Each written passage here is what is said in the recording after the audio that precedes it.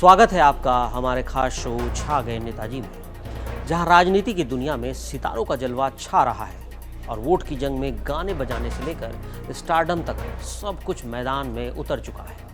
आज हम बात करेंगे बिहार की सियासत के उस मोड़ पर जहां जाति और विकास के बीच स्टार पावर की एंट्री हो रही है। 7 अक्टूबर 2025 को चुनाव आयोग ने बिहार विधानसभा चुनाव की तारीखों का ऐलान कर दिया और भाजपा एनडीए ने ठीक इन्हीं मौके पर 2 धमाकेदार नामों को टिकट देने की तैयारी कर ली है। भोजपुरी के स्टार पवन सिंह और मैथिली की मधुर आवाज वाली सांस्कृतिक आइकन मैथिली ठाकुर।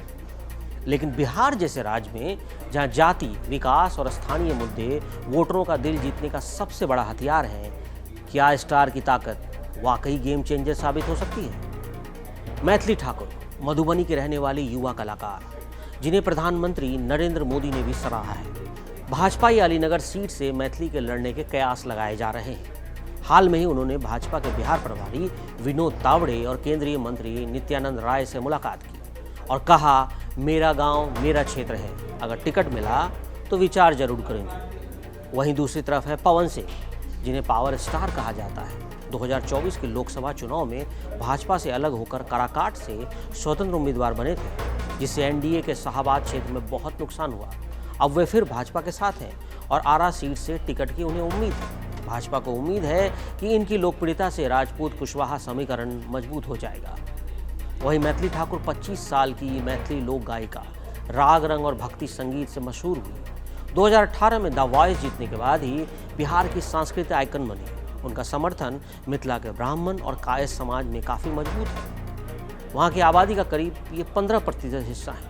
अगर वो दरभंगा से चुनाव लड़ती है तो 2020 की हार, जब जेडीयू 5000 वोट से जीती थी, उस खेल को पलट सकती है और उसका असर खासकर युवाओं और महिलाओं पर उनको दिख सकता है। इन वोटरों में करीब 10% तक का झुकाव मैथिली के पक्ष में जा सकता है। लेकिन उनकी कमजोरी भी है कि उन्हें राजनीति का ज़्यादा अनुभव नहीं है।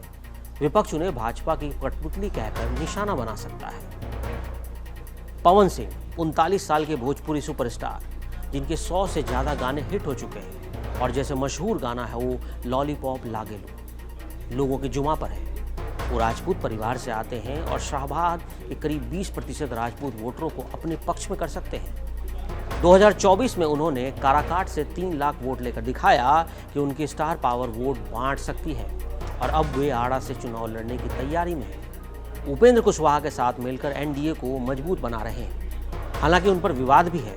पत्नी ज्योति सिंह ने उन पर घरेलू हिंसा के आरोप लगाए थे, जिसका वीडियो भी वायरल हुआ था।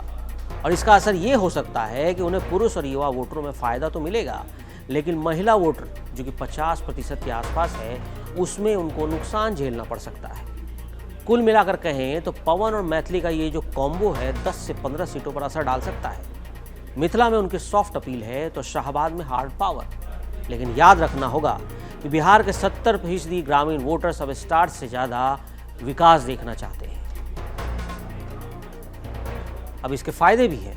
फिल्म स्टार सोशल मीडिया पर जल्दी वायरल होते हैं। मैथिली की वीडियो को 10 लाख से ज़्यादा और पवन सिंह की वीडियो को 50 लाख से ज़्यादा तक व्यू मिलते रहे हैं। इसमें 18 से 35 साल के युवाओं में वोट डालने की दिलचस्पी बढ़ सकती है। सनी देओल और कंगना रनौत जैसे उदाहरणों से दिखा है कि बीजेपी को ऐसे चेहरों से 5 से 10% वोट का फायदा होता है। बिहार में भोजपुरी और मैथिली संस्कृति गहरी जुड़ी है, इसलिए लोकल कनेक्शन असरदार हो सकता है। हालांकि बिहार के वोटर बहुत व्यावहारिक हैं। 2020 के चुनाव में भी उन्होंने जाति या चेहरा नहीं बल्कि कोविड प्रबंधन जैसे मुद्दों पर वोट दिया था। हालांकि जाति फैक्टर बहुत इंपॉर्टेंट रहा और स्टार्स अपनी जाति से बाहर और अपनी स्टार पावर से ज़्यादा अपील नहीं कर पाते। क्या मैथिली ब्राह्मणों को वो आकर्षित कर पाएंगे? क्या पवन सिंह राजपूतों को अपनी ओर मिला पाएंगे? और क्या मुस्लिम यादव का वोट बैंक का जो समीकरण है वो टूटेगा, जो करीब 40% है? और ये कहा जाता है कि जो मुस्लिम यादव समीकरण है वो स्थिर है। इसके अलावा जन स्वराज जैसी पार्टियां पहले से ही युवाओं को अपनी तरफ खींच रही हैं। पवन सिंह से जुड़े विवाद भी उल्टा असर डाल सकते हैं। स्टडीज बताती हैं कि सेलिब्रिटी प्रभाव ज़्यादा से ज़्यादा 15% तक ही टिकता है। और क्या ये चुनाव तक सस्टेन करेगा, ये भी बड़ा सवाल है। कुल मिलाकर इन दोनों की मौजूदगी से 5 से 8 सीटों पर असर तो हो सकता है, लेकिन ये तभी काम करेगा जब एनडीए का जमीनी संगठन मजबूत हो। स्टार से बीजेपी को चमक तो मिलेगी, लेकिन कोई बड़ा बदलाव आता हुआ तो नहीं दिख रहा। मैथिली और पवन अपने अपने इलाकों में असर डाल सकते हैं, लेकिन अंत में फैसला जाति और विकास के मुद्दों पर ही होगा, क्योंकि बिहारी वोटर समझदार है। वो स्टार्स को पसंद करेगा, भीड़ में आएगा, हिस्सा बनेगा, रैली में शामिल होगा, लेकिन वोट उन्हीं को देगा जो विकास की बात करेगा। और अगर ये स्टार्स राजनीति को सही मायने में समझ लें तो 2025 बिहार को नया चेहरा जरूर दे सकता है। राजनीति में यह रणनीति कोई नई बात नहीं है। भाजपा पहले भी सनी देओल, कंगना रनौत और हंसराज हंस जैसे फिल्मी चेहरों को चुनावी मैदान में उतार चुकी है और ज़्यादातर बार इससे उन्हें फायदा ही हुआ। लेकिन सवाल ये है, क्या यही फॉर्मूला बिहार की सियासत में काम करेगा? बिहार की राजनीतिक जातीय समीकरणों पर चलती है। एक तरफ यादव मुस्लिम वोट बैंक है तो दूसरी ओर ऊपर जातियों का गठजोड़। इसके साथ ही नीतीश कुमार की राजनीतिक चालें हमेशा से समीकरण बदलने वाली रही है। 2020 के विधानसभा चुनाव में एनडीए को 125 सीटें मिली थी, जबकि महागठबंधन ने बेहद करीबी मुकाबला दिया था। अब हालात अलग है। प्रशांत किशोर की जनसुराज जैसी नई ताकत मैदान में उड़ चुकी है, जो खासकर युवाओं और पहली बार वोट देने वालों के बीच पकड़ बना रही है। ऐसे में भाजपा का स्टार पावर कार्ड कितना असर दिखाएगा, ये देखने लायक होगा। स्टार पावर तभी असर दिखाती है जब वो लोकल सेंटीमेंट से मेल खाए, और भाजपा के पास इस रणनीति को सफल बनाने के लिए पूरी मशीनरी है। उनका नेटवर्क है, मोदी ब्रांड की लोकप्रियता है और सोशल मीडिया की ताकत है। लेकिन बिहार की सियासत थोड़ी सी अलग मानी जा रही है। 70% वोटर ग्रामीण इलाकों में रहते हैं, इसलिए सिर्फ चमक दमक या फिल्मी चेहरों से काम नहीं चलने वाला।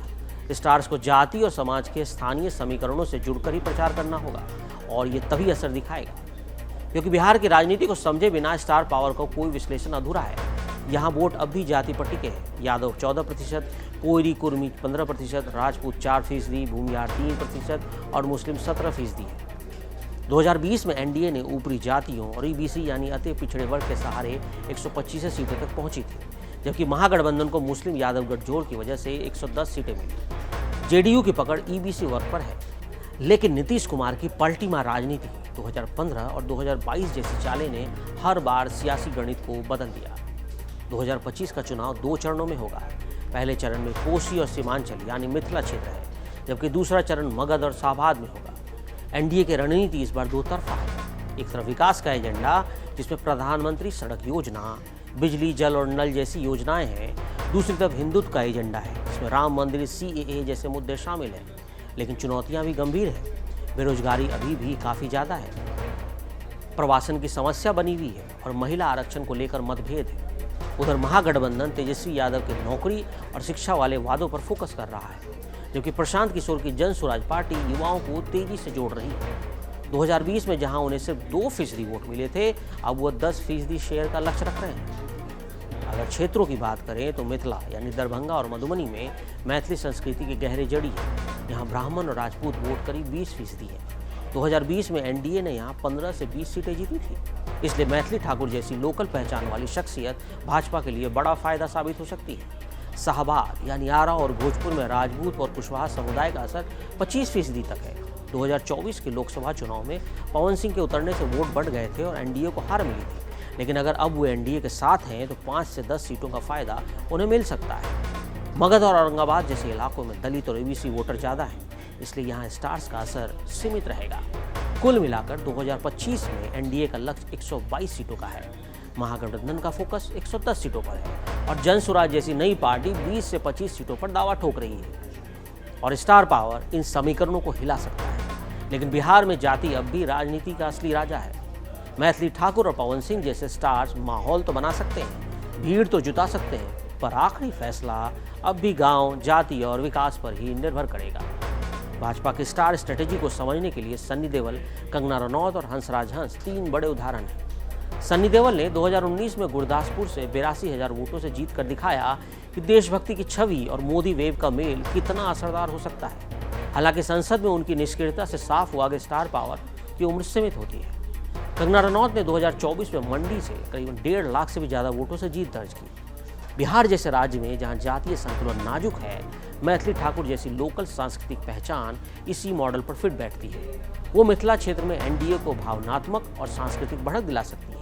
ये उदाहरण बताते हैं कि स्टार पावर तभी कारगर होते हैं जब चेहरा संस्कृति, भावना और स्थानीय पहचान से जुड़ा हो। तो दोस्तों, छा गए नेताजी का यह एपिसोड यहीं समाप्त होता है, लेकिन बिहार के सियासत की ये स्टार वार तो अभी शुरू हुई है। पवन सिंह के भोजपुरी ठाट बाट आर आशावाद में राजपूती कुशवाहा समीकरण को मजबूत कर सकती है, ये वक्त बताएगा। तो मैथिली ठाकुर की मैथिली धुनें मिथिला के युवाओं और महिलाओं को जोड़ती तो हैं, लेकिन इनकी जोड़ी से एनडीए को 5 से 8 सीटों का फायदा मिलेगा या नहीं, ये वक्त बताएगा और ये जनता ही तय करेगी।